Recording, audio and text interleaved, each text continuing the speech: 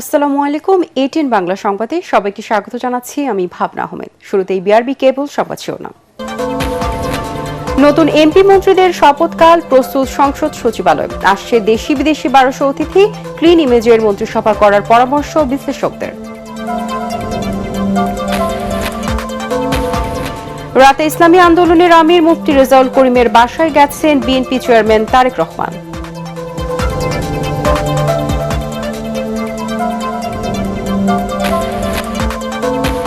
জুলাই সনদের ভিত্তিতে রাষ্ট্র কাঠামো না হলে আরেকটি অভ্যুত্থান হবে, হুঁশিয়ারি মিয়া গোলাম পরোয়ারের।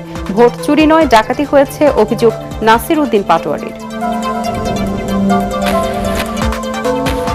বিরোধী দলের নেতাদের সাথে তারেক রহমানের সাক্ষাৎ রাজনীতিতে ইতিবাচক পরিবর্তনের আভাস, বলছেন বিএনপির নীতি নির্ধারকরা। বিরোধী জোটের ছায়া মন্ত্রিসভা গঠনকেও স্বাগত জানাবে দলটি। জুলাই সনদে স্বাক্ষর করেছেন এনসিপি।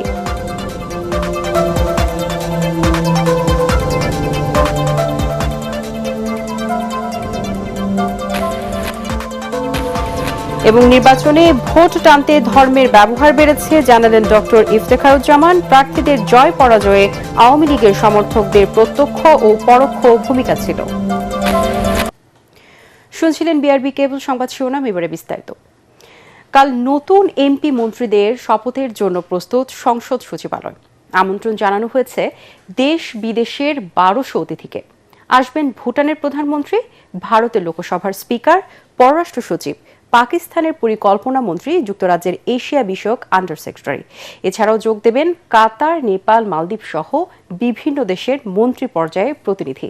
বিশ্লেষকরা বলছেন, জনপ্রত্যাশার কথা মাথায় রেখেই ক্লিন ইমেজের মন্ত্রিসভা গড়তে হবে বিএনপিকে।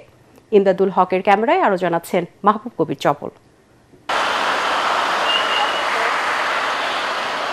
বাংলাদেশের সংসদ চত্বরে শপথ নেবেন নতুন প্রধানমন্ত্রী সহ মন্ত্রিসভার সদস্যরা। বিষয়টি দেশ বিদেশে বেশ আলোড়ন তুলেছে। এমন আগ্রহ থেকেই ইতালির একদল পর্যটক দেখতে এসেছেন সংসদ ভবন। এর অবকাঠামো দেখে মুগ্ধ তারা। শুনেছি বাংলাদেশে নির্বাচন হয়েছে, মন্ত্রীরা সংসদ ভবনের পাশে শপথ নেবেন। বিষয়টা বেশ ইউনিক মনে হয়েছে।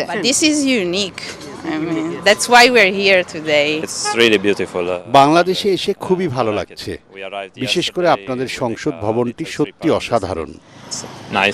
নতুন বাংলাদেশে যাত্রা শুরু হতে যাচ্ছে নতুন সরকারের। শুরুতেই নতুনত্ব আনতে চাচ্ছে বিএনপি। এমপি ও মন্ত্রীদের শপথ নির্বিঘ্ন করতে সব ধরনের ব্যবস্থা নেওয়া হয়েছে বলে জানান সংসদ সচিবালয়ের কর্মকর্তারা। শপথ হলো আমাদের এখানে হলো এমপি মহোদয়দের সংস্থা যাচ্ছে, ওটা ক্যাবিনেটে আমাদের প্রস্তুতি ওকে, আমরা কালকে নিতে পারবো ইনশাআল্লাহ। শপথ অনুষ্ঠানে ভারত, পাকিস্তান, চীন, তুরস্ক, সৌদি আরব, সংযুক্ত আরব আমিরাত, ব্রুনাই, মালয়েশিয়া, কাতার সহ 13 দেশের সরকার প্রধানকে আমন্ত্রণ জানিয়েছেন প্রধান উপদেষ্টা ডক্টর ইউনূস। এখন পর্যন্ত অংশগ্রহণ নিশ্চিত করেছেন ভুটানের প্রধানমন্ত্রী শেরিং তোবগে, ভারতের লোকসভার স্পিকার ওম বিরলা ও পররাষ্ট্র সচিব বিক্রম মিস্ত্রি, পাকিস্তানের পরিকল্পনা মন্ত্রী আহসান ইকবাল, নেপালের পররাষ্ট্রমন্ত্রী বালা নন্দা শর্মা, মালদ্বীপের পররাষ্ট্রমন্ত্রী আবদুল্লাহ খলিল, শ্রীলঙ্কার স্বাস্থ্যমন্ত্রী নালিন্দা জয়াতিসা, যুক্তরাজ্যের ভারত প্রশান্ত মহাসাগর বিষয়ক আন্ডার সেক্রেটারি সীমা মালহোত্রা। বিভিন্ন দেশের কূটনীতিক সহ এই তালিকায় যুক্ত হতে পারেন আরও অনেক বিদেশি। এছাড়াও দেশের প্রধান বিচারপতি, বিশিষ্ট ব্যক্তিবর্গ, জুলাই যোদ্ধা সহ বিভিন্ন স্তরের ব্যক্তিদের আমন্ত্রণ জানানো হয়েছে। দেশের বিভিন্ন সমস্যা থেকে দ্রুত উত্তরণে দক্ষ ও সৎ ব্যক্তিদের মন্ত্রিসভায় রাখার পরামর্শ সাবেক উপদেষ্টা রাশেদা কে চৌধুরীর।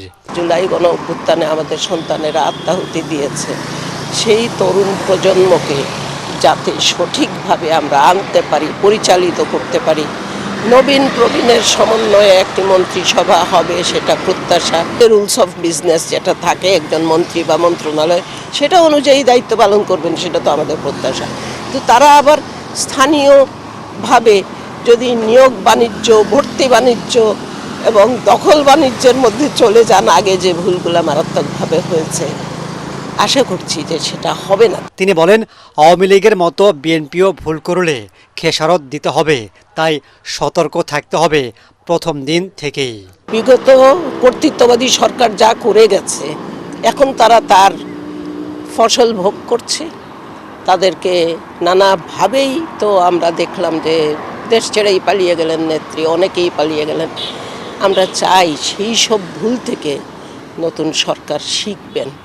তারা নিজেরাও আগের সরকারে যে ভুল করেছেন, ইতিমধ্যে আমাদের সম্ভাব্য প্রধানমন্ত্রী তো বলেছেনই যে আমরা আগের ভুলগুলোর জন্য ক্ষমা চাই, ভুল করে থাকলে সেই ভুলগুলো থেকে শিক্ষা নেয়া। নতুন এমপি মন্ত্রীদের শপথে চমক দেখাতে যাচ্ছে বিএনপি, তবে চমকের পর তাদের জন্য চ্যালেঞ্জ অপেক্ষা করছে বলে মনে করছেন বিশ্লেষকরা, যেটার শুরু হবে দায়িত্ব নেওয়ার পর থেকেই আর মানিয়ে নিতে হবে দ্রুত সময়ের মধ্যে। মাহবুব কবির চপল, এটিএন বাংলা, সংসদ ভবন, ঢাকা। এদিকে আগামীকাল 3 দফায় শপথ অনুষ্ঠিত হবে। নতুন মন্ত্রী সভার জন্য প্রস্তুত রাখা হয়েছে 37টি বাড়ি। প্রস্তুত রাখা হয়েছে স্পিকার ও ডেপুটি স্পিকারের বাসভবনও। তবে প্রধানমন্ত্রীর বাসভবন তার ইচ্ছে অনুযায়ী প্রস্তুত করা হবে। সচিবালয় নিজ কার্যালয়ে সাংবাদিকদের একথা জানান গণপূর্ত উপদেষ্টা ও মন্ত্রিপরিষদ সচিব নাসিমুল গনি। তরিক ইসলামের রিপোর্ট। ত্রয়োদশ জাতীয় সংসদের নতুন মন্ত্রিপরিষদ গঠনের একদিন আগে অনেকটা ঢিলেঢালা সচিবালয়। চলছে নতুন মন্ত্রীদের আগমনের অপেক্ষা। শেষ কর্মদিবসের সকালে সচিবালয়ে নিজ দপ্তরের সাংবাদিকদের সাথে কথা বলেন গণপূর্ত উপদেষ্টা আদিলুর রহমান। জানান, নতুন মন্ত্রীদের জন্য প্রস্তুত রাখা হয়েছে 37টি বাড়ি। 37টা বাড়ি রেডি করে রেখেছি। Mintu road, hair road, Dhanmondi এবং গুলশান মিলিয়ে এই পর্যন্ত এটা রেডি আছে। প্রয়োজনে আরো কয়েকটা বাড়িও তৈরি করার প্রস্তুতি চলছে। অনেক জায়গাতে সংস্কারের উদ্যোগ নেওয়া হয়েছে, কিছু কিছু জায়গায় সংস্কার কমপ্লিট হয় নাই এবং সেগুলোও আশা করি কমপ্লিট হবে। এদিকে দুপুরের পর সাংবাদিকদের নবনিযুক্ত মন্ত্রিপরিষদ সচিব নাসিমুল গনি জানান, আগামীকাল 3 দফায় অনুষ্ঠিত হবে শপথ। সম্পূর্ণ হয়েছে সকল প্রস্তুতি। 2 দফায় আপনার সংসদ সদস্যদের শপথ হবে। একটা তো তারা সংসদ সদস্য হিসেবে শপথ নেবেন, তার পরবর্তীকালে এই যে আমাদের সংস্কার সেটার জন্য শপথ নেবেন এবং বিকেলে যে মন্ত্রিসভার শপথ হবে। তো সেটারই ব্যবস্থা করার জন্য আমরা এই মুহূর্তে উঠে পড়ে লেগে আছি ক্যাবিনেট ডিভিশন। তরিক ইসলাম, এটিএন বাংলা, ঢাকা। দর্শক, কিছুক্ষণের মধ্যে রাজধানী সিদ্ধেশ্বরীতে ইসলামী আন্দোলন বাংলাদেশের আমির মুফতি সৈয়দ মোহাম্মদ রেজাউল করিমের বাসভবনে আসবেন বিএনপি চেয়ারম্যান তারেক রহমান। এই মুহূর্তে সেখানে আছেন আমাদের বিশেষ প্রতিনিধি কামরুজ্জামান রাজীব। তিনি জানাচ্ছেন সেখানকার সবশেষ খবর। রাজীব, আমরা জানি যে বিএনপি চেয়ারম্যান তারেক রহমান আসলে বাসভবনে যাচ্ছেন। এখন কি প্রস্তুতি সেখানে চলছে এবং সেখানকার সর্বশেষ পরিস্থিতি কি?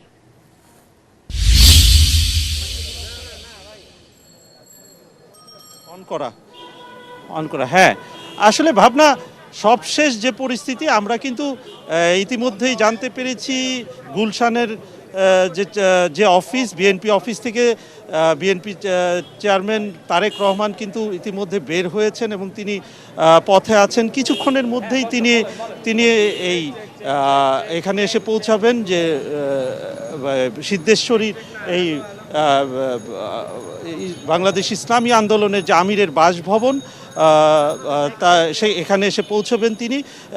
সৌজন্য যেই সাক্ষাৎ ইসলামী আন্দোলনের আমির মুফতি সৈয়দ মোহাম্মদ রেজাউল করিমের সাথে তিনি সৌজন্য সাক্ষাৎ করবেন।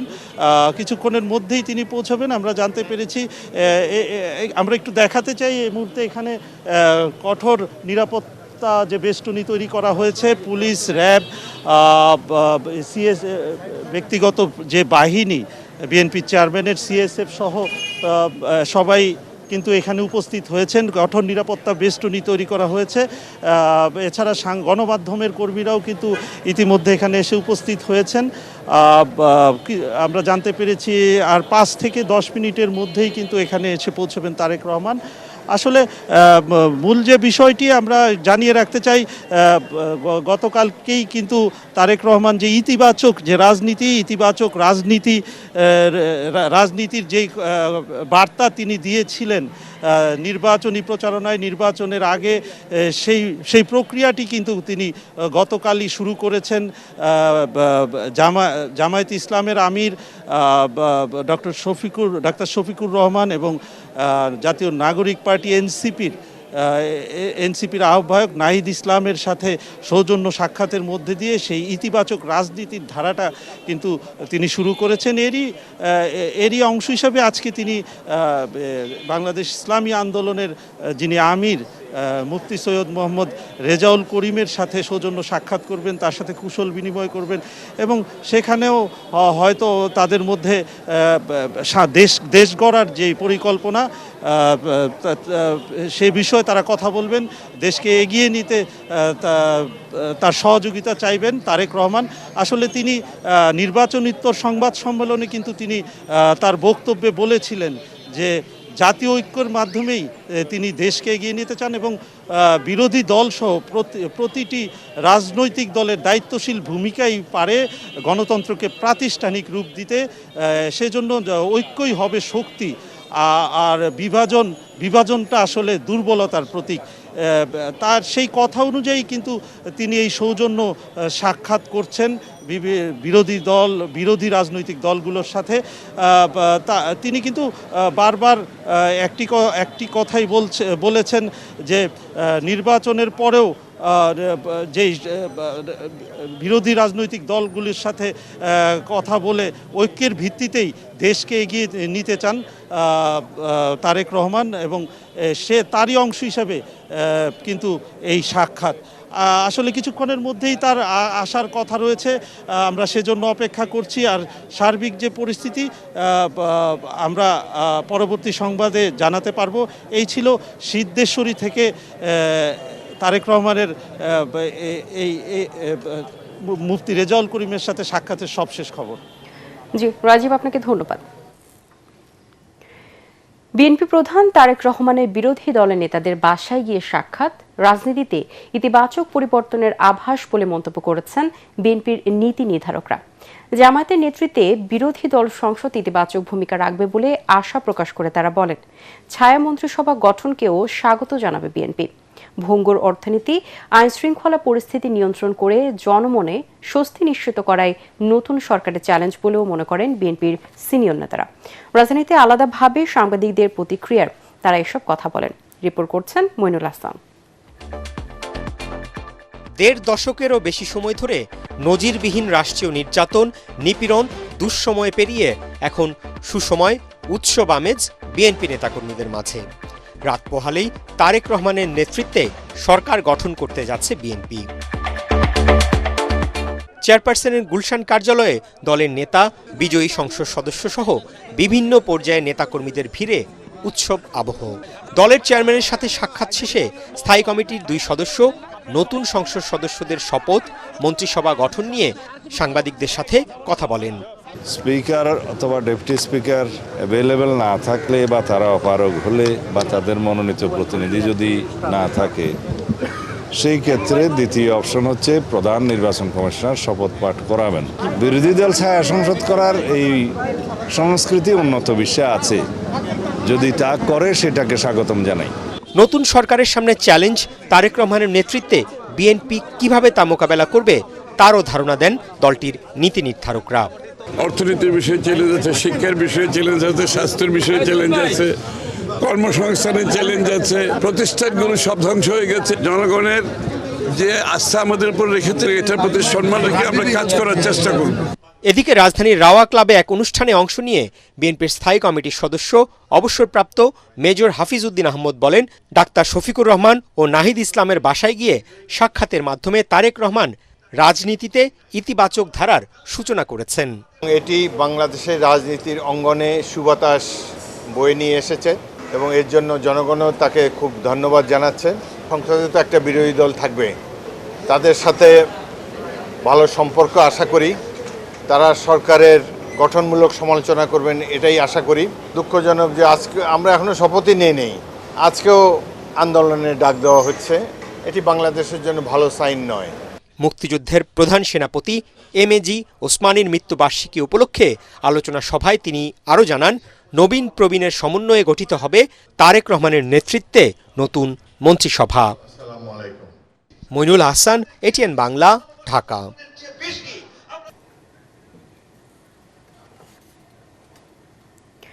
জুলাই সনদের ভিত্তিতে রাষ্ট্র কাঠামো তৈরি না হলে আরেকটি অভ্যুত্থান হবে বলে মন্তব্য করেছেন জামায়াতে ইসলামীর সেক্রেটারি জেনারেল মিয়া গোলাম পরোয়ার। তিনি বলেন, নির্বাচনের পর 11 দলীয় জোটের নেতাকর্মীদের উপর জুলুম ফ্যাসিবাদের পুনরুত্থান। বায়তুল মোকাররমের উপর উত্তর গেটে বিক্ষোভ মিছিলের আগে সংক্ষিপ্ত সমাবেশে তিনি কথা বলেন। এ সময় মামুনুল হক বলেন, মানুষের ব্যালটের অধিকারের সাথে তামাশা করা হয়েছে। ভোট চুরি নয়, ইঞ্জিনিয়ারিং এর মাধ্যমে ভোট ডাকাতি করা হয়েছে বলে অভিযোগ করেন এনসিপি নেতা নাসির উদ্দিন পাটোয়ারি। রিপোর্ট করছেন মনির হোসেন তপু। সারা দেশে নির্বাচন পরবর্তী সহিংসতা, নির্যাতন, নিপীড়ন, হত্যা, ধর্ষণের প্রতিবাদে বিক্ষোভ সমাবেশ ও মিছিলের ডাক দেয় জামাতে ইসলামী নেতৃত্বাধীন 11 দলীয় জোট। বাদ আসর বায়তুল মোকাররমের উত্তর গেটে বিক্ষোভ সমাবেশ হয়। মুসলিম যখন জালিম হয়ে যায় তখন আল্লাহর আরশ কেঁপে ওঠে। এ সময় বক্তারা বলেন, পুরনো রাজনীতির সংস্কৃতিতে ফিরে যাওয়ার জন্য জুলাই আন্দোলন হয়নি, তাই ভুলগুলো শুধরে নেয়ার এখনো সময় আছে। জনগণের সামনে আমরা বিরোধী দল হিসেবে হাজির হয়েছি। আমরা রাজপথে থাকব, কড়ায় গন্ডায় ইঞ্চি ইঞ্চি করে জনগণের উপরে যারা ভোটের ইঞ্জিনিয়ারিং করেছে, ভোট ডাকাতি করেছে, নতুন ভাবে জুলুম চাপিয়ে দেবার চেষ্টা করছে, আমরা তাদের কাছ থেকে বুঝে নেব ইনশাআল্লাহ। টার্গেটকৃত ব্যক্তিদেরকে জাতীয় সংসদে যাওয়ার পথে প্রতিবন্ধকতা সৃষ্টি করা হয়েছে। ডিপ স্টেটের এজেন্ডা বাস্তবায়ন করতে বাংলাদেশের জনগণের অর্থে লালিত প্রশাসন ব্যবহৃত হয়েছে। জামাতে ইসলামীর সেক্রেটারি জেনারেল মিয়া গোলাম পরোয়ার বলেন, ফলাফল তৈরিতে ও ঘোষণায় অনিয়ম হয়েছে। নির্বাচন পরবর্তী সহিংসতায় দেশের মানুষ বিস্মিত। আপনারা এইভাবে ম্যানিপুলেশন করে বিজয়ী হয়ে আপনারা জাতির পরে হামলে পড়েছেন। খুন, সন্ত্রাস, বাড়িঘরে অগ্নিসংযোগ, নির্দয়ভাবে পিটাচ্ছেন, মা বোনদের ধর্ষণ করছেন। সেই দৃশ্য আমাদেরকে আবার ফ্যাসিবাদের চিত্র মনে করিয়ে দিচ্ছে। সংখ্যাগরিষ্ঠতার জোরে যদি আবার ফ্যাসিবাদের মতো এই বিপুল গণভোটে যুক্ত হওয়ার পরে জুলাইয়ের রক্তের সাথে বেইমানি করে জুলাই সনদের ভিত্তিতে নতুন বাংলাদেশে বিদ্যমান রাষ্ট্র সংস্কার করে নতুন রাষ্ট্রের কাঠামো তৈরি করা না হয়, আরেকটি জুলাইয়ের তৈরি হবে কিন্তু বলে। বিক্ষোভ সমাবেশ শেষে মিছিল বের করা হয়, যা বায়তুল মোকাররমের উত্তর গেট থেকে শুরু হয়ে জাতীয় প্রেস ক্লাব এবং মৎস্য ভবন হয়ে শাহবাগে গিয়ে শেষ হয়। মনির হোসেন তপু, এটিএন বাংলা, ঢাকা।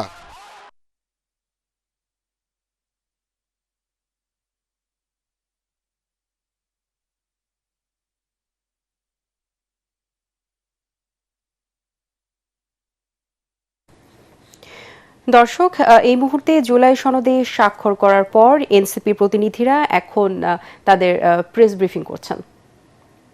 পেয়েছি বিশেষত আমরা যতদূর পর্যন্ত আমরা আকাঙ্ক্ষা করেছিলাম একটা একেবারেই ফ্যাসিবাদ মুক্ত একটা বাংলাদেশ, তার পুরোটা অর্জন করতে না পারলেও জুলাই সনদের মধ্য দিয়ে আমরা যতটুকু অর্জন করতে পেরেছি সে অর্জনকে যেন আমরা পুরো মাত্রায় আমাদের করে পেতে পারি, বাংলাদেশ রাষ্ট্র যেন জুলাই সনদের পরিপূর্ণ সুফলতা ভোগ করতে পারে, তারই নিরিখে আমরা আজকে জুলাই সনদের যে আনুষ্ঠানিকতা, স্বাক্ষরের আনুষ্ঠানিকতা আমরা আজকে সম্পন্ন করেছি। আমরা আপনাদেরকে একটা বিষয় জানিয়ে দিতে চাই যে এবারের যে নির্বাচন সেটা যেমন একই সাথে জাতীয় সংসদ নির্বাচন এবং একই সাথে এটা সংবিধান সংস্কার পরিষদের নির্বাচন। আগামীকাল শপথ গ্রহণ অনুষ্ঠান অনুষ্ঠিত হবে। আমরা এটা আশা করি এবং জাতীয় নাগরিক পার্টি এনসিপির তরফ থেকে এই দাবি রাখছি যে আগামীকাল কোনো প্রকার ব্যত্যয় ব্যতিরেকেই প্রথমে সংবিধান সংস্কার পরিষদের সদস্য হিসাবে যারা নির্বাচিত হয়েছেন তারা শপথ গ্রহণ করবেন এবং তারপরেই জাতীয় সংসদের সদস্য হিসেবে তাদের যে শপথ সেই শপথ তারা গ্রহণ করবেন এবং উভয় শপথই অবশ্যই একজন ব্যক্তি অর্থাৎ জুলাই জাতীয় সনদে যেভাবে বিবৃত হয়েছে যিনি চিফ ইলেকশন কমিশনার আছেন তার নেতৃত্বেই, তার হাত ধরেই আমরা জুলাই জাতীয় সনদের মতো করেই সংবিধান সংস্কার পরিষদের শপথ এবং জাতীয় সংসদ সদস্য হিসেবে যে শপথ সেটা আমরা গ্রহণ করব। সাংবাদিক বন্ধুগণ, এই পর্যায়ে আপনাদের সামনে সংক্ষিপ্তভাবে বক্তব্য উপস্থাপন করবেন জাতীয় নাগরিক পার্টির সম্মানিত আহ্বায়ক, এক দফার ঘোষক জনাব নাহিদ ইসলাম।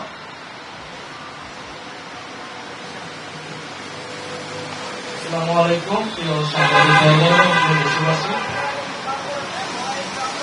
যেরকমটা আমাদের সভাপতি বললেন যে আজকে অন্তর্বর্তী সরকারের শেষ দিন, আমরা সরকারের আহ্বানে, সরকারের আমন্ত্রণে আমরা যমুনাতে এসেছিলাম। জুলাই জাতীয় সনদ যে সংস্কারের যে ঐক্যমতের দলিল, সেটাতে জাতীয় নাগরিক পার্টির পক্ষ থেকে স্বাক্ষর সম্পন্ন করার জন্য। আপনারা ইতিমধ্যে জানেন যে এই জুলাই জাতীয় সনদ বা এই সংস্কারের দাবি আমাদের জুলাই গণ অভ্যুত্থান থেকেই ছিল। আমরা যে নতুন বন্দোবস্তের কথা বলেছি, রাষ্ট্র সংস্কারের কথা বলেছি, পরবর্তীতে সংস্কার কমিশনের রূপ থেকে সবকিছুই সেই সময় বৈষম্য বিরোধী ছাত্র আন্দোলন এবং পরবর্তীতে জাতীয় নাগরিক কমিটি হয়ে জাতীয় নাগরিক পার্টি আমরা সংস্কারের পক্ষে সবচেয়ে দৃঢ় অবস্থান নিয়েছিলাম। কিন্তু জুলাই জাতীয় সনদ যেদিন স্বাক্ষরিত হয়েছিল, জাতীয় নাগরিক পার্টি এনসিপি সেদিন স্বাক্ষর অনুষ্ঠানে আসেনি এবং স্বাক্ষর করে নাই। কারণ আমরা তখন বলেছিলাম যে এই জুলাই জাতীয় সনদের যে আইনি ভিত্তি, সেই আইনি ভিত্তি নিরূপণ না হলে, আইনি ভিত্তি নিশ্চিত না হলে আমরা আসলে এই ডকুমেন্টে সাইন করার কোনো মানে থাকবে না। এবং এই ডকুমেন্টে যে নোট অফ ডিসেন্ট রয়েছে, আমরা মনে করি নোট অফ ডিসেন্ট কোনো সিদ্ধান্তের অংশ হতে পারে না। ফলে নোট অফ ডিসেন্ট নিয়েও স্পষ্ট বক্তব্য থাকা প্রয়োজন। সেই প্রেক্ষিতে আমরা কিন্তু সাইন করি নেই এবং এর পরবর্তীতেই আমাদের দাবির প্রেক্ষিতে জুলাই জাতীয় সনদ আদেশ, সেই আদেশ দেওয়া হয়। যে আদেশের ভিত্তিতে এবারের ত্রয়োদশ নির্বাচন এবং গণভোট, সেই গণভোট অনুষ্ঠিত হয়েছে। জনগণের রায় সংস্কারের পক্ষে এসেছে, ন্যায়ের পক্ষে এসেছে।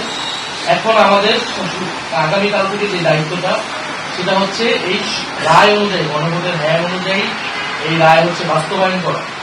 আমরা জাতীয় নাগরিক পার্টি এনসিপি কিন্তু সংসদ নির্বাচনে অংশগ্রহণ করেছি, সংসদে যাচ্ছি এই জুলাই জাতীয় সনদ এবং এই যে সংস্কারের আকাঙ্ক্ষা, সেটা বাস্তবায়ন করার জন্য। এটাই আমাদের ম্যান্ডেট, জনগণ আমাদেরকে এই ম্যান্ডেট দিয়েছে।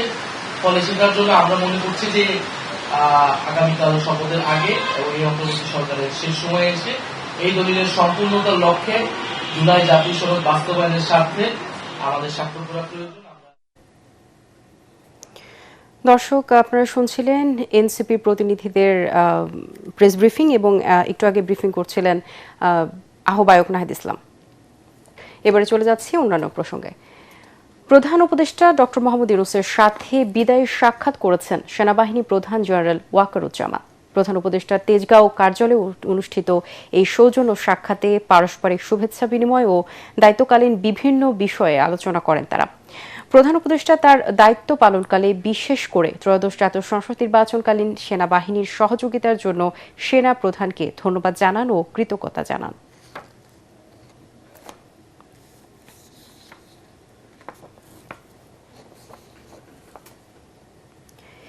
এবারের নির্বাচনে ভোট টানতে ধর্মের পাশাপাশি অর্থ ও পেশি শক্তির ব্যবহার বেড়েছে বলে জানিয়েছেন ট্রান্সপারেন্সি ইন্টারন্যাশনাল বাংলাদেশ টিআইবি নির্বাহী পরিচালক ডক্টর ইফতেখারুজ্জামান।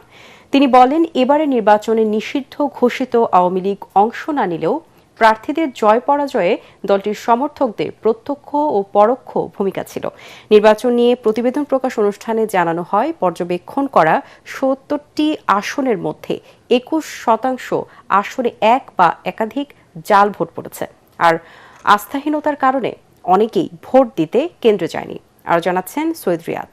নির্বাচনে সকল দল এবং প্রার্থীর জন্য সমান প্রতিযোগিতার ক্ষেত্র এবং সকল শ্রেণীর ভোটারদের জন্য পরিপূর্ণ সম অধিকার ভিত্তিক সুষ্ঠু নিরপেক্ষ নিরাপদ নির্বাচনী পরিবেশ নিশ্চিত করা সম্ভব হয়নি। ত্রয়োদশ জাতীয় সংসদ নির্বাচনের নানা তথ্য উপাত্ত নিয়ে নিজেদের গবেষণা তুলে ধরতে রাজধানীর ধানমন্ডিতে সংবাদ সম্মেলনের আয়োজন করে ট্রান্সপারেন্সি ইন্টারন্যাশনাল বাংলাদেশ টিআইবি। এতে বলা হয়, জরিপ চালানো ৭০টি নির্বাচনী আসনের মধ্যে ২১.৪% আসনে এক বা একাধিক জাল ভোট পড়েছে। ভোটারদের জোর করে নির্দিষ্ট মাত্রায় ভোট দিতে বাধ্য করা হয়েছে ৩৫.৭%। জাল ভোট দেওয়ার ঘটনা ঘটেছে 21.4% আমাদের যে নির্বাচিত আসনগুলো সেগুলোর ভিতরে 21.4% আসনে। 13তম জাতীয় সংসদ নির্বাচনে অর্থ ও ধর্মের ব্যবহার বেশি লক্ষ্য করা গেছে জানিয়ে টিআইবির নির্বাহী পরিচালক জানান, বিগত দিনের তুলনায় এবারে সংসদে নারী প্রতিনিধির সংখ্যা সবচেয়ে কম। জনপ্রতিনিধিত্বে নারীর যে অংশগ্রহণের সুযোগ সম্ভাবনা পদদলিত হচ্ছে, তার অন্যতম কারণ হচ্ছে আমাদের রাজনীতিতে, নির্বাচনী সংস্কৃতিতে অর্থ পেশি, ধর্ম এবং পুরুষতান্ত্রিকতা। 99% প্রার্থী কোনো না কোনোভাবে নির্বাচনী আচরণবিধি লঙ্ঘন করেছে বলে জানান টিআইবি প্রধান।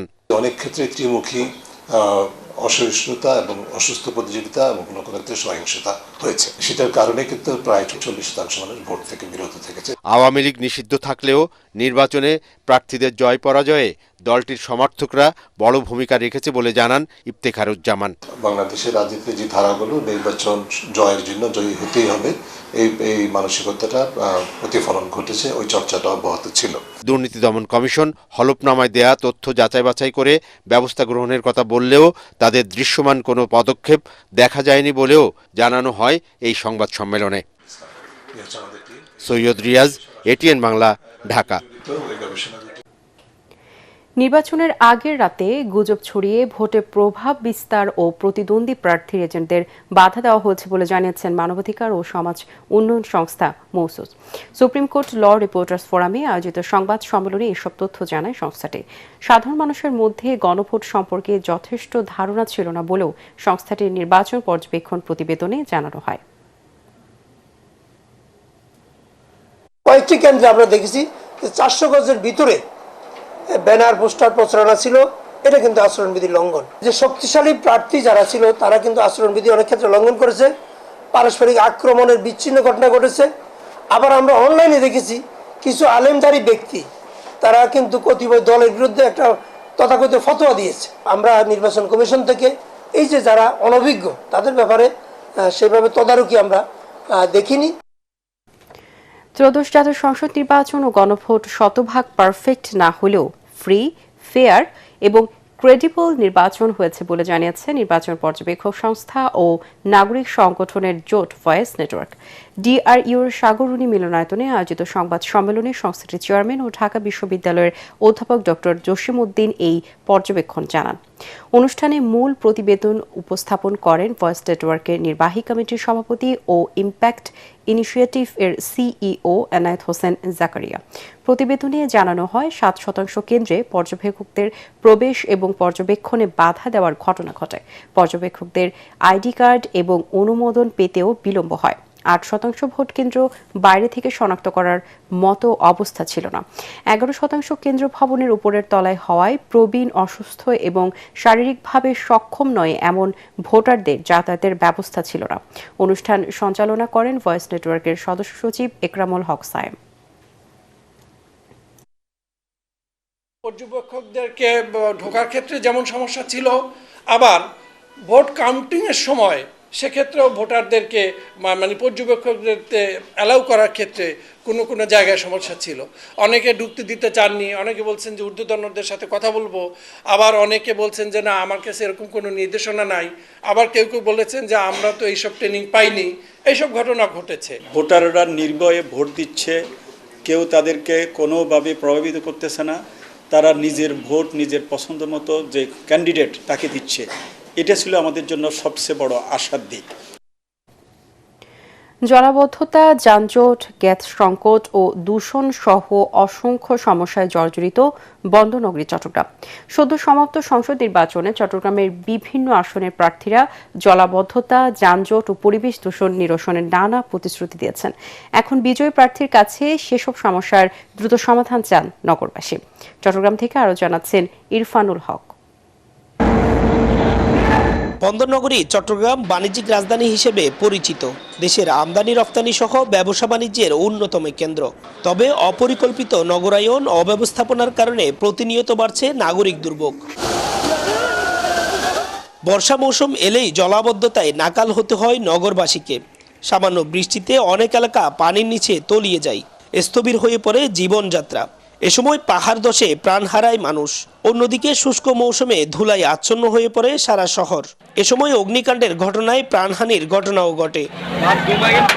নির্বাচন আসে যায়, সরকার বদলায়, জনপ্রতিনিধিদেরও পরিবর্তন হয়, তবু বদলায় না নগরবাসীর দুর্ভোগ। জলবদ্ধতা যেগুলো ছিল ওগুলো থাকিয়ে গেছে, কিছুদিন পর পরে ড্রেনগুলো পরিষ্কার করা হয়, এরপর আবার যে জলবদ্ধতার কাজই থাকে যায়, কিন্তু এটা স্থায়ীভাবে কোনো সমাধান হচ্ছে না। দেখা যাচ্ছে আমরা কোথাও যাচ্ছি, ড্রেনের পানি হাঁটু পর্যন্ত চলে আসছে, চলাফেরা কষ্ট হয়ে যাচ্ছে। তারপর দেখা যাচ্ছে বাজার হাট অনেক কিছুর দাম বাড়িয়ে দিচ্ছে, যেটা বাড়া উচিত না। এই দেখা যাচ্ছে নির্বাচনের আগে অনেক প্রতিশ্রুতি দেয়, কিন্তু এরপরে হয়তো বা তারা এটা করে না। এটা করার দরকার আমাদের জন্য, যেহেতু আমরা ভোট দিচ্ছি সেক্ষেত্রে অবশ্যই করা উচিত। নগর বিশারদরা বলছেন রাজনৈতিক কমিটমেন্ট ছাড়া নাগরিক সমস্যার সমাধান সম্ভব নয়। যে রাজনৈতিক কমিটমেন্ট ছাড়া সেই স্বপ্ন কখনো বাস্তবায়ন করা যাবে না।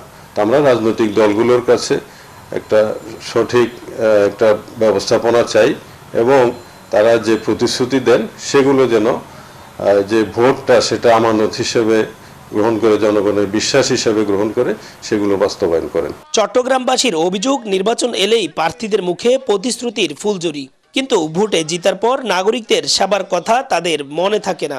এবার কি তার পরিবর্তন ঘটবে? আপনার আমার চট্টগ্রামকে আমরা বিশ্বমানের চট্টগ্রাম শহর বানাবো। খেলাধুলো, সংস্কৃতি চর্চা, পড়াশোনায় গভীরভাবে তাকে নিমজ্জিত রাখা, কাজগুলো করবেন না, কিশোর গ্যাংয়ের উৎপাত তো বাড়বেই। এই শহরে জনপ্রতিনিধি বহুবার পরিবর্তন হয়েছে, কিন্তু পরিবর্তন হয়নি এখানকার সাধারণ মানুষের ভাগ্যের চাকা।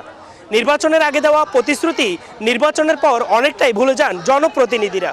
তাই সকল প্রতিশ্রুতি বাস্তবায়িত হোক, এমনটাই প্রত্যাশা ভোটারদের। ইরফানুল হক, এটিএন বাংলা, চট্টগ্রাম। সৌদি আরবের আভা শহরে সড়ক দুর্ঘটনায় 6 বাংলাদেশি নিহত হয়েছে। এর মধ্যে লক্ষ্মীপুরের 2 শিশুসহ 4 সদস্য রয়েছেন। নিহতরা হলেন মেহের আফরোজ সুমি, তার 1.5 বছরের শিশু সুভা, মোহনা, ভাসুর মিজানুর রহমান ও ড্রাইভার বাবর। পরিবারের আরেক মেয়ে ফাইজা আক্তার মুমূর্ষ অবস্থায় হাসপাতালে চিকিৎসাধীন রয়েছে। স্থানীয় সময় রোববার রাত 3টায় এই ঘটনা ঘটে। জানা গেছে, মিজানুর রহমান দীর্ঘদিন থেকে সৌদি আরবের আভা শহরে হোটেল ব্যবসার সঙ্গে জড়িত। চলতি মাসের 3 ফেব্রুয়ারি ছোট ভাই স্ত্রী সন্তানদের নিয়ে ওমরা পালন করতে সৌদি আরবে যান। ওমরা পালন শেষে বাসায় ফেরার সেখানে দুর্ঘটনা ঘটে।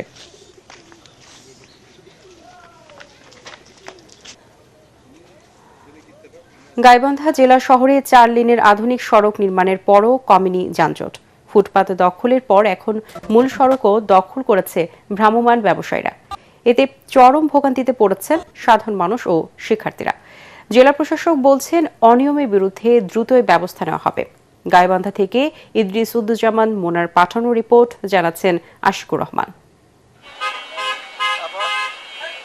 গাইবান্ধা জেলা শহরের পূর্বপাড়া থেকে পুলিশ সুপারের কার্যালয় পর্যন্ত প্রায় 2.5 কিলোমিটার নিয়ে 4 লেনের এই সড়কটির নির্মাণ কাজ শেষ হয়েছে অনেক আগেই। তবে এর সুফল পাচ্ছে না শহরবাসী। ফুটপাত ও সড়ক দখলের কারণে পুরাতন জেলখানার মোড়, ডিবি রোডের 1 নম্বর ট্রাফিক মোড় ও ডাকবাংলার মোড়ে প্রায় লেগে থাকে দীর্ঘ যানজট। এতে যেমন বাড়ছে যানজট, তেমনি বাড়ছে দুর্ঘটনার ঝুঁকি। যাতায়াতের রাস্তা সংকুচিত হওয়ায় শিক্ষার্থীরাও পড়ছেন চরম বিপাকে। আগে তো ফুটপাত দখল, রাস্তা দখল, শাসন তো দেখেও দেখেন। যারা দখল করে আছে, যারা ভাড়া দিয়ে চলে, এই ভাড়াটা কে পায়? সময় তোমার স্কুল কলেজে টাইম নিয়ে যাওয়ার বিষয়টা আছে, প্রাইভেটে কলেজে স্কুলে, সেই বিষয়টা আমরা ব্যাহত হচ্ছি। আমরা চাই অতি সত্বর এটা ফুটপাত সহ এই সব জায়গা দখলমুক্ত করে, সড়ক দখলমুক্ত করে প্রয়োজনীয় ব্যবস্থা নেওয়ার আশ্বাস দিলেন জেলা প্রশাসক। কোথাও এই ফুটপাতগুলো অপদখল হয়ে থাকে, সেক্ষেত্রে নিশ্চয়ই আমাদের পক্ষ থেকে এইগুলো দখল মুক্ত রাখার জন্য উদ্যোগ নেওয়া হবে। দখল ও যানজট মুক্ত রাস্তায় নির্বিঘ্নে চলাচল করবে এলাকাবাসী, এমনটাই প্রত্যাশা সবার। Bureau report, ATN Bangla. এবারে অর্থ সংবাদ।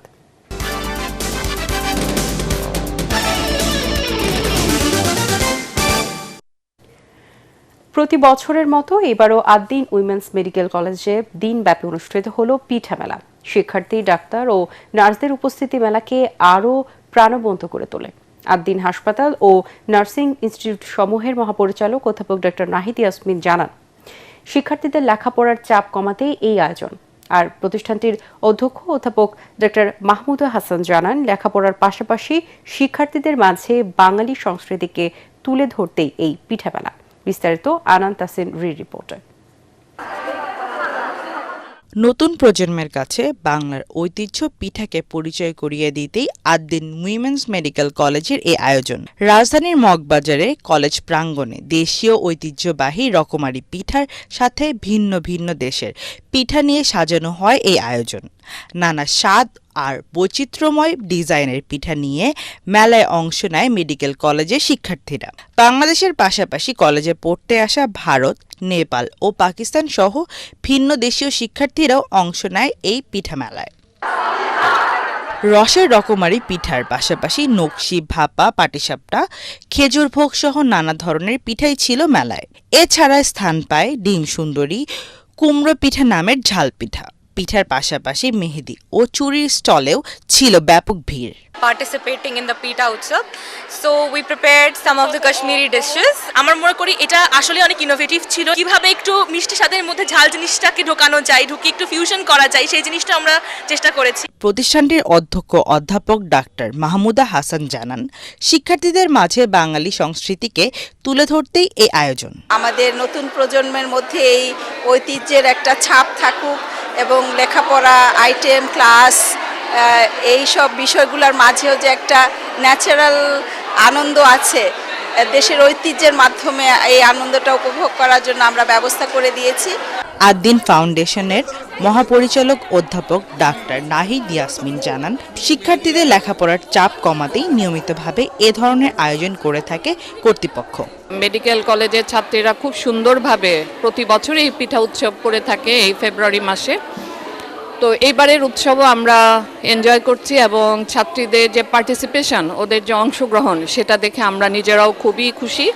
শিক্ষক, দেশি বিদেশি শিক্ষার্থী ও হাসপাতালের কর্মকর্তা কর্মচারীরা আনন্দ উল্লাসে মেতে প্রাণবন্ত করে তুলেছিল পিঠা মেলাকে। আনান তাসিন, এটিএন বাংলা, ঢাকা। এবারে থাকছে খেলার খবর।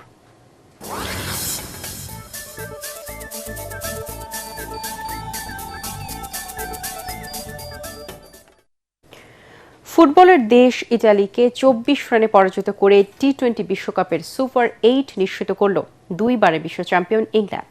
203 রানে জয়ের টার্গেটে নেমে দলের স্কোরে 1 রান যোগ হতেই দুই ব্যাটারকে হারিয়ে বিপদে পড়ে ইতালি। সময়ের সাথে সাথে বিপদ কাটানোর চেষ্টা করে গেলেও দলের পরাজয় ঠেকাতে পারেনি ক্রিকেটে নবাগত এই দেশটি।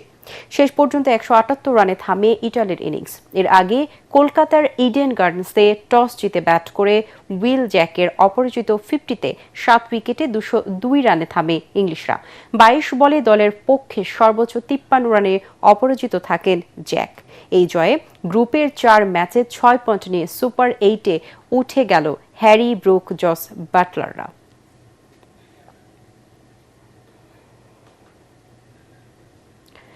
শেষ করার আগে বিআরবি কেবল সংবাদ শিরোনামগুলো জানিয়ে দিব আরো একবার। নতুন এমপি মন্ত্রীদের শপথকাল প্রস্তুত সংসদ সচিবালয়। আসছে দেশি বিদেশি 1200 অতিথি। ক্লিন ইমেজের মন্ত্রিসভা করার পরামর্শ বিশ্লেষকদের। রাতে ইসলামী আন্দোলনের আমির মুফতি রেজাউল করিমের বাসায় গেছেন বিএনপি চেয়ারম্যান তারেক রহমান।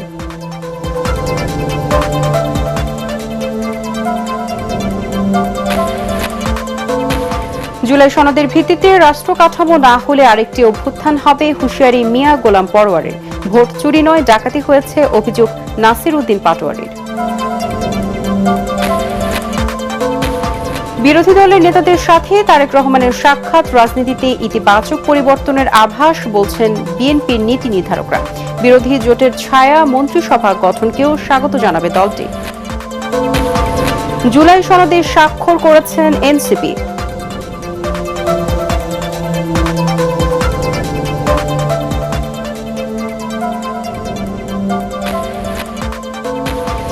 এবং নির্বাচনে ভোট টানতে ধর্মের ব্যবহার বেড়েছে, জানালেন ডক্টর ইফতেখারুজ্জামান। প্রার্থীদের জয় পরাজয়ে আওয়ামী লীগের সমর্থকদের প্রত্যক্ষ ও পরোক্ষ ভূমিকা ছিল। এটিএন বাংলার পরবর্তী সংবাদ দেখার আমন্ত্রণ জানিয়ে এখনকার মতো শেষ করছি। এটিএন বাংলার সংবাদ ইউটিউবে দেখতে ব্রাউজ করুন youtube/ATN বাংলা নিউজ। ধন্যবাদ সবাইকে।